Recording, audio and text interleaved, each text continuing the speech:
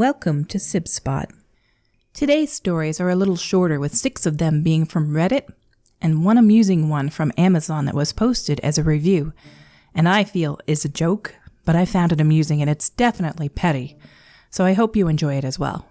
By the way, these are all petty revenge. Our first story is from FewMonk4535. Oh, the look on her face. Just after the last ice age, when I was in the 7th grade, I had an English teacher who can only be described as a classic evil school marm, complete with stern, craggy face and too tight bun atop her head. She was just the most awful person I have ever had the displeasure to meet. The important part of this story is her daily ritual of taking a bottle of the old brown Listerine from her bottom drawer and taking a huge swig. The thing is, she never spit it out. Anyone who remembers the vile, hair-curling, tongue-melting taste of that stuff knows that this is just not possible.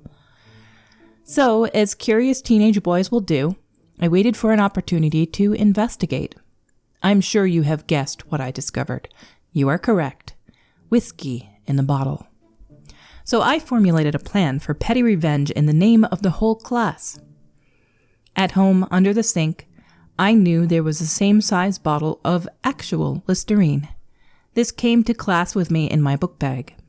I enlisted the help of my good friend, the class clown, who easily got himself walked out into the hall for a stern talking to. Happened at least twice a week, so no worries for him. While she berates Clown, I take my bottle of Nasty, and after some careful checking, I swap out her whiskey with the liquid heck and head back to my seat. I had no concern that my classmates would rat me out, as Mrs. I Hate Children was loved equally by all. She brings Clown back into the room, carefully guiding him by the ear, and after a moment of glaring at us, proceeds with the morning ritual. Clown had her pretty worked up, so she took an extra large swig. Then her face twisted and contorted. Her eyes grew so large that I thought they might burst from her head. Oh, the glorious look of sheer panic on her face as she bolted from the room was epic. And the best part? She can't say a word about it. Not to anyone. There you have it. My one and only petty revenge and how I became the hero to 32 7th graders.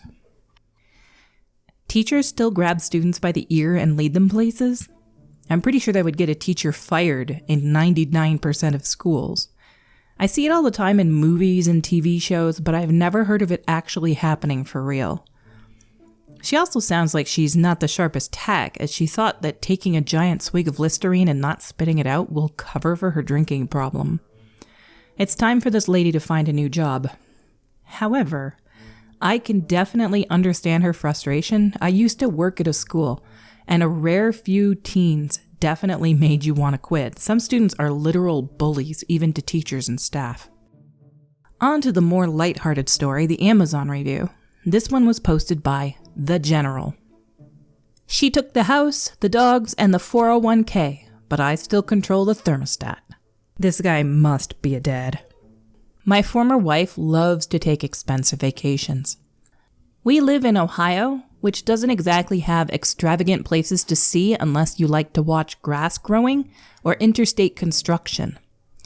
While we make okay money, I'm convinced she felt the need to single-handedly improve the U.S. economy by taking elaborate vacations.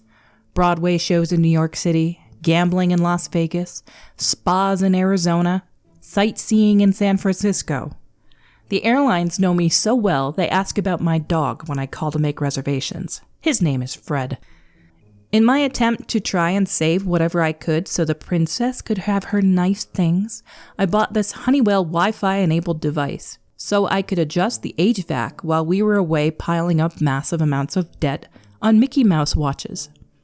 I thought we could save a few bucks by keeping the temp cool in the winter and warm in the summer. The device was easy to install.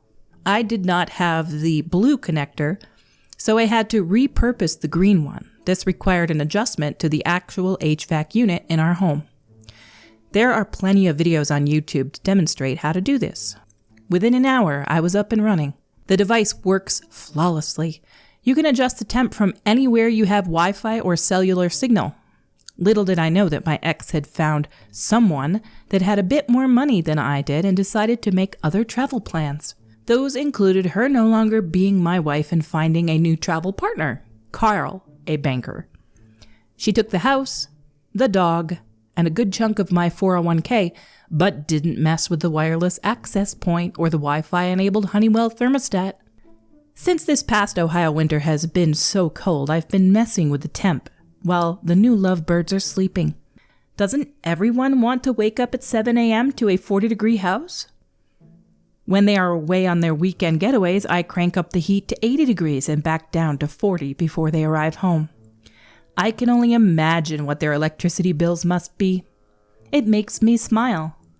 I know this won't last forever, but I can't help but smile every time I log in and see that it still works. I also can't wait for warmer weather, when I can crank the heat up to 80 degrees while the lovebirds are sleeping. After all, who doesn't want to wake up to an 80-degree home in the middle of June? This one definitely feels like it could be posted as a joke, but it's still funny to me. It got 3,804 out of 3,858 readers finding the review helpful because they thought it was a good one as well. Add to it the fact that he says they live in Ohio, the state which has thousands of internet memes about how anyone that lives there wants to leave. I've been there. I don't think it's that bad, but I didn't have to stay long. Any of you listeners happening to live in Ohio? Is it as horrible as the internet makes it seem? Story 3 is by Lingonberry Anxious 51. Catfished my ex after he ghosted our 2-year relationship. Hi, I had a boyfriend, male 34, for 2 years, and all of a sudden he ghosted me. I didn't see it coming. There was no reason. Sometimes I had the feeling he was not that serious about me. He assured me that he was serious about me. When he ghosted me, I texted him, called him, no answer.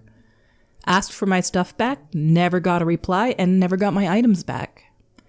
I discovered a lot of things after he ghosted. He was active on dating apps during our whole relationship and met girls. Probably got frisky with some of them, I think, all the while we had unprotected, frisky time. It really messed me up. I got depressed. I thought I was ugly and lost all positivity.